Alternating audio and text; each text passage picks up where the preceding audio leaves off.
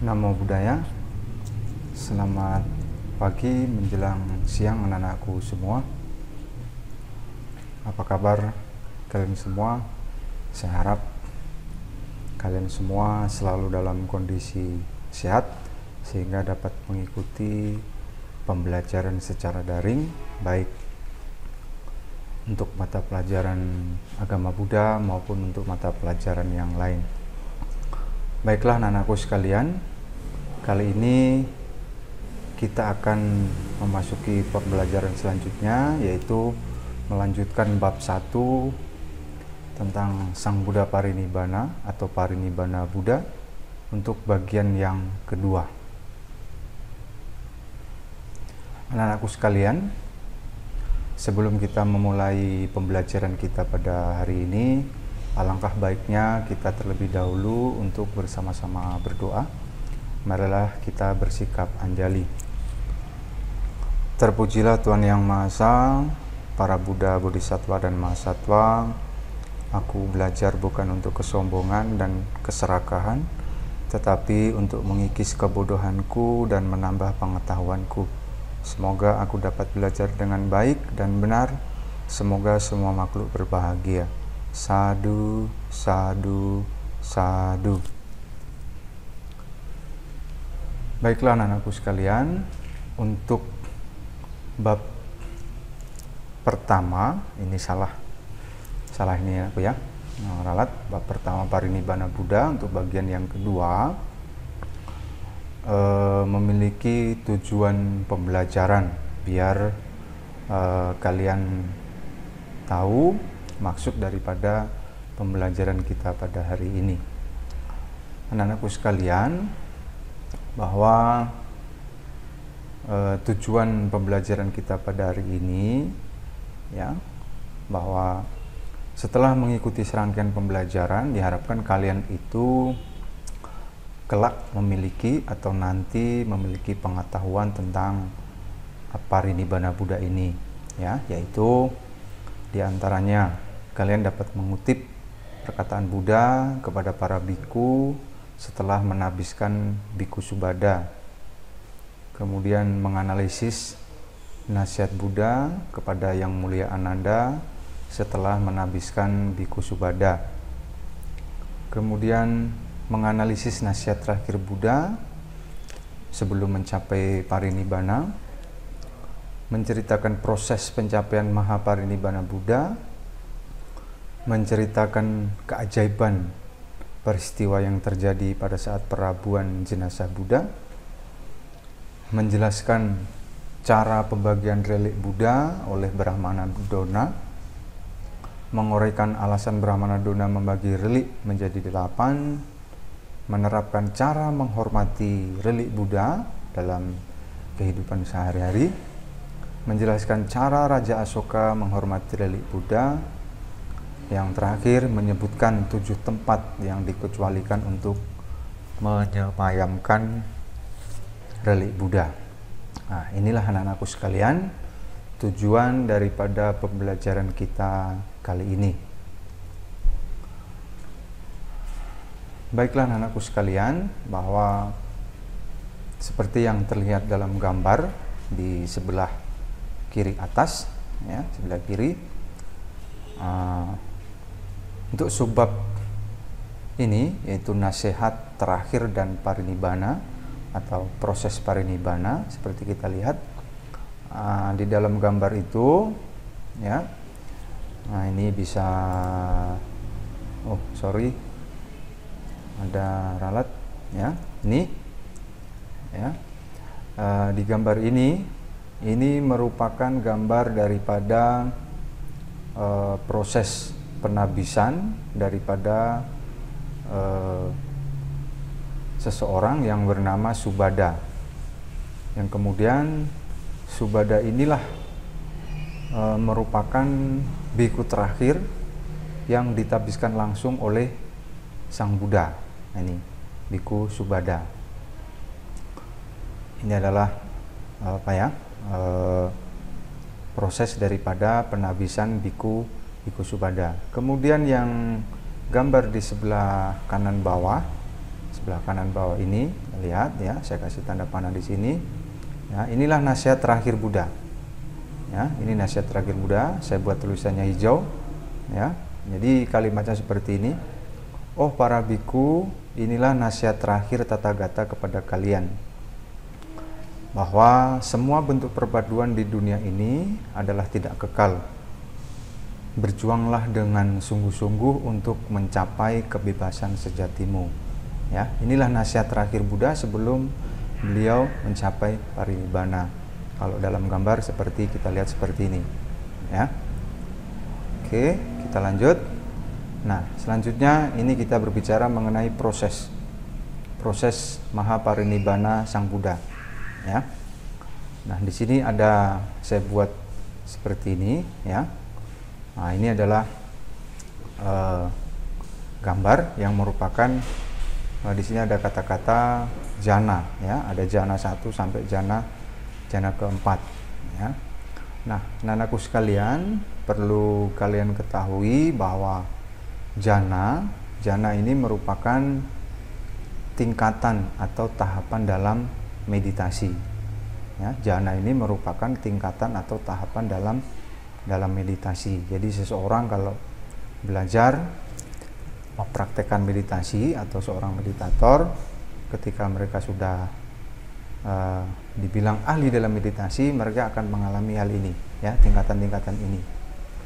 Nah, Sang Buddha seperti kita lihat ketika sebelum dia mencapai parinibbana, beliau kemudian bermeditasi, ya, dimulai dari jana pertama, kemudian mencapai jana kedua, jana keempat dan jana ketiga dan jana keempat. Nah, jana keempat ini merupakan tingkatan atau tahapan tertinggi dalam meditasi, atau ini adalah keadaan alam tertinggi dalam tahapan meditasi istilahnya, ya. Nah, setelah dia mencapai pada tingkatan jana keempat ini, ya. Nah, di sini saya buat catatan. Sebenarnya ada percakapan antara Yang Mulia Ananda atau Bhikkhu Ananda dengan Yang Mulia Anuruddha, di mana ketika Sang Buddha bermeditasi pada tingkatan jana keempat ini, Ananda berpikir bahwa Sang Buddha telah parinibbana. Sang Buddha telah parinibbana, ya. Nah, namun Yang Mulia Ananda mengatakan atau menjawab daripada apa yang dikatakan oleh Yang Mulia Ananda, bahwa Sang Buddha belum parinibbana. Namun Buddha sekarang ini berada dalam keadaan penghentian pencerapan dan perasaan, ya. Jadi ketika pada tahapan ini keadaan tertinggi atau jana keempat, jadi kalau kita lihat dengan kasat mata, Sang Buddha seperti sudah meninggal atau sudah parinibbana, tetapi sebenarnya adalah mereka atau Sang Buddha ini belum parinibbana atau belum wafat. Nah, ketika Sang Buddha sudah mencapai jana keempat ini, beliau kemudian kembali lagi ke jana ketiga, jana kedua, dan ke jana pertama, kembali lagi, ya. Nah, setelah itu beliau bermeditasi lagi, ya, masuk ke jana pertama, jana kedua, jana ketiga, dan jana keempat. Nah, kenapa beliau lakukan ini? Adalah ini untuk membuktikan daripada perkataan Yang Mulia Bhikkhu Anuruddha tadi, atas pernyataan atau perkataan yang disampaikan oleh Yang Mulia Ananda, ya. Nah, setelah Sang Buddha berada pada jana keempat tadi, kemudian Sang Buddha keluar dari jana keempat. Nah, setelah dia keluar, barulah Sang Buddha atau Buddha Gautama menghembuskan napas terakhir dan mencapai Mahaparinibbana atau wafat di antara kedua pohon salak kembar. Nah, inilah proses daripada Mahaparinibbana Sang Buddha, ya. Selanjutnya kita masuk kepada subbab selanjutnya, yaitu perabuan jenazah Buddha, ya. Nah, ketika Sang Buddha sudah wafat, ya, maka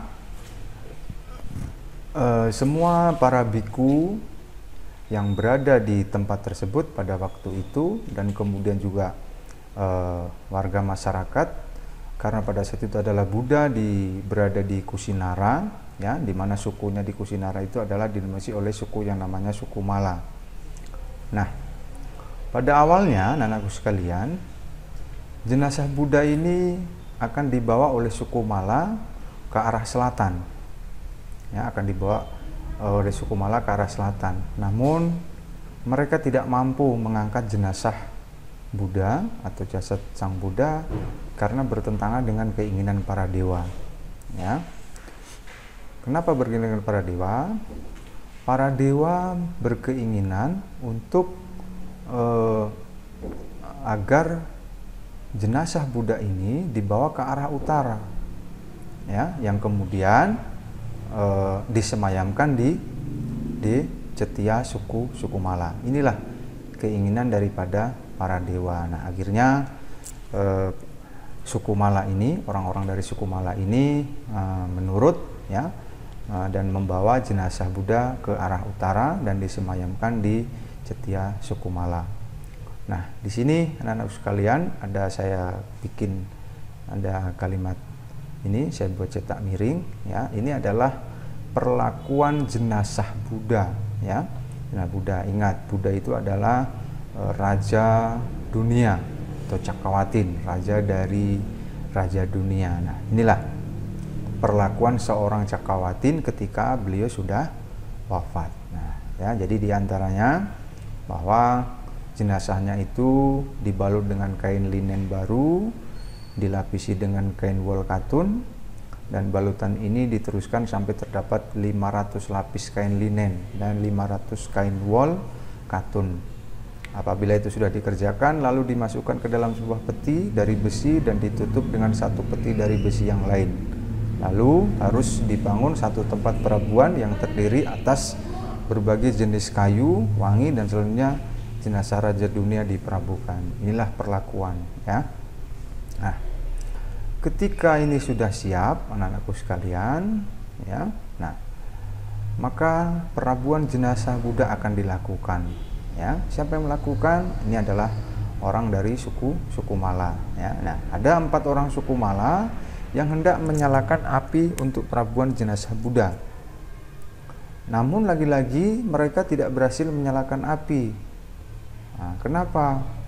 Ternyata kenapa api tidak menyala? Karena para dewa menghendaki agar menunggu rombongan daripada yang Arya Mahakasyapa datang untuk memberi penghormatan terakhir kepada Buddha. Nah, dan kemudian yang Arya Mahakasyapa inilah pada akhirnya menyalakan api, barulah api tersebut mau menyala dan akhirnya membakar daripada jenazah Buddha, ya. Jadi di sini ada 2 peristiwa yang sebenarnya kalau kita pikir secara nalar dan logika itu tidak mungkin, namun ini terjadi, ya. Yang pertama adalah orang suku Mala tidak mampu mengangkat jenazah Buddha. Yang kemudian orang suku Mala tidak mampu menyalakan api untuk perapian jenazah Buddha. Nah, selanjutnya anakku sekalian, nah, setelah selesai perabuan, nah, selama 7 hari mereka memberi penghormatan kepada relik-relik Buddha atau Bagawa, ya, dengan melakukan tari-tarian, nyanyian disertai musik serta penaburan bunga dan wangi-wangian. Oke, nah, namun sebelum itu, anakku sekalian, saya mau kembali ke belakang tadi, ya, di sini, ya, yang Mahakasyapa ini, ya, kenapa beliau kok terlambat? Nah, ya, kembali lagi, ya. Jadi yang Arya Kasyapa kenapa terlambat? Karena yang Arya Kasyapa ini pada saat itu tidak bersama dengan sang Buddha, ya, artinya dia berada di tempat lain. Nah, yang Arya Kasyapa itu mengetahui berita wafatnya Buddha setelah beliau berjumpa dengan seorang petapa bernama Ajiwika. Nah, petapa Ajiwika ini baru saja pulang dari memberi penghormatan terakhir untuk jenazah Buddha. Nah, inilah jadi Kasyapa ini mengetahuinya setelah diberitahu oleh petapa Ajivika, yang mana akhirnya Makasapa dan rombongannya berangkat menuju ke Kusinara. Nah, anak-anakku sekalian, di antara rombongan yang Makasapa inilah terdapat Biku Subada, ya, biku yang merupakan biku terakhir yang ditapis langsung oleh sang Buddha.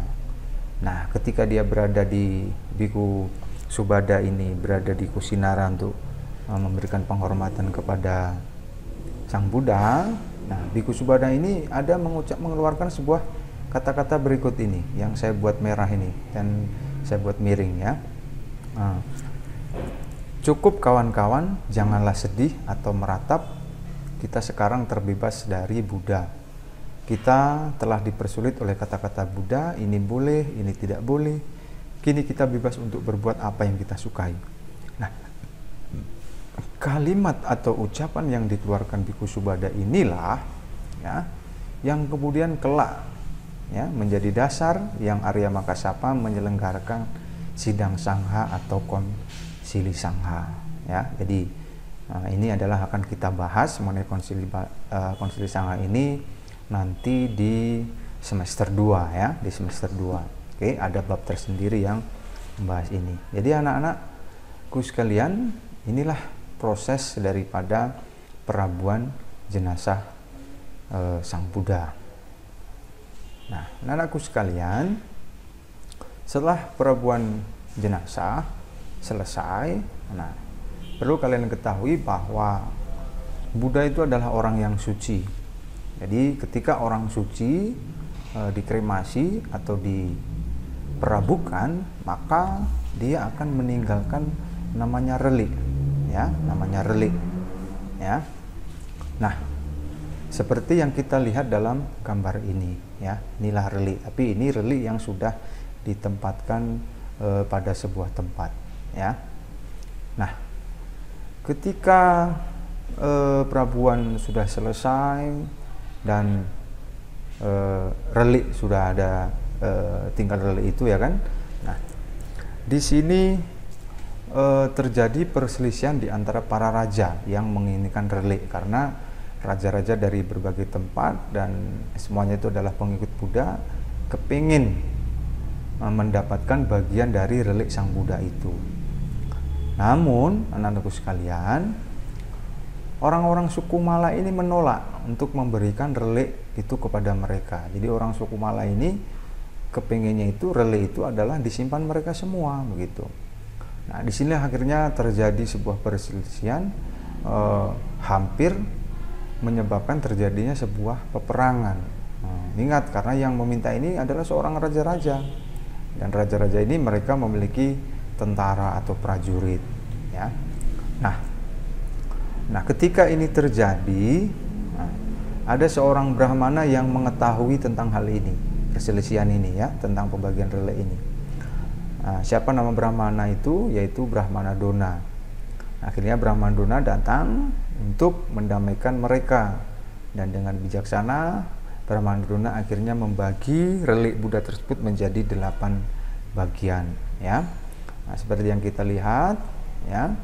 Nah, inilah relik daripada yang dibagi menjadi 8 itu diberikan kepada 8 raja ini atau suku, ya. Ada Raja 1, suku Licawi, Sakya, Buli, Kolia, ya.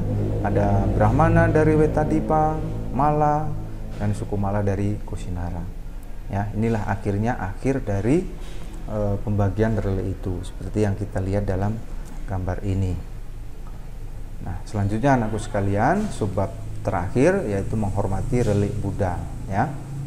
Nah, relik ini adalah sisa jasmani orang suci yang telah mencapai tingkat kesucian tertentu, ya. Nah, di dalam agama Buddha ada 3 jenis relik, yaitu yang berhubungan dengan bagian tubuh Buddha dan para siswanya disebut Saririka Datu. Benda-benda yang digunakan oleh Buddha dan para siswanya Pariboga Datu, ya. Kemudian objek-objek puja seperti arca Buddha itu Udesika Datu, ya. Nah, kalau kepingin tahu, ini contoh reliknya ini, ya. Ini adalah contoh relik-relik dari orang-orang suci yang ketika meninggalnya itu, setelah meninggal mereka dibakar atau dikremasi. Nah, kemudian yang terakhir, anak-anakku sekalian, ini Raja Asoka, ya, bahwa dalam rangka menghormati relik Buddha ini, beliau mendirikan 84.000 wihara dan di dalamnya semuanya itu terdapat relik Buddha.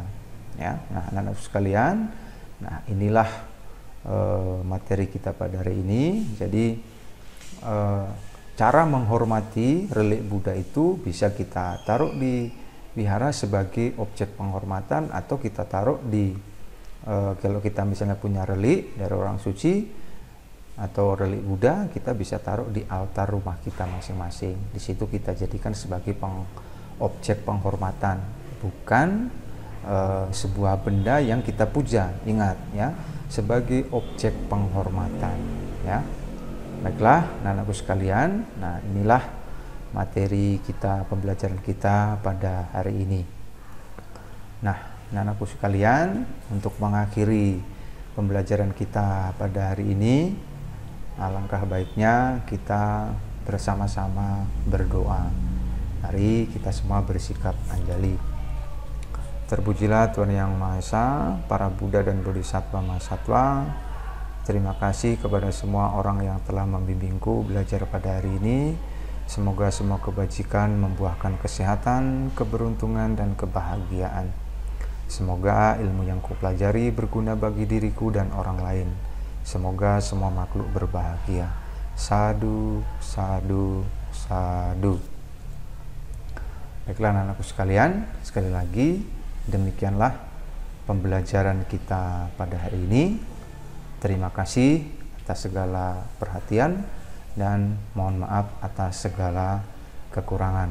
Sampai ketemu lagi untuk di materi pembelajaran selanjutnya. Namo Buddhaya.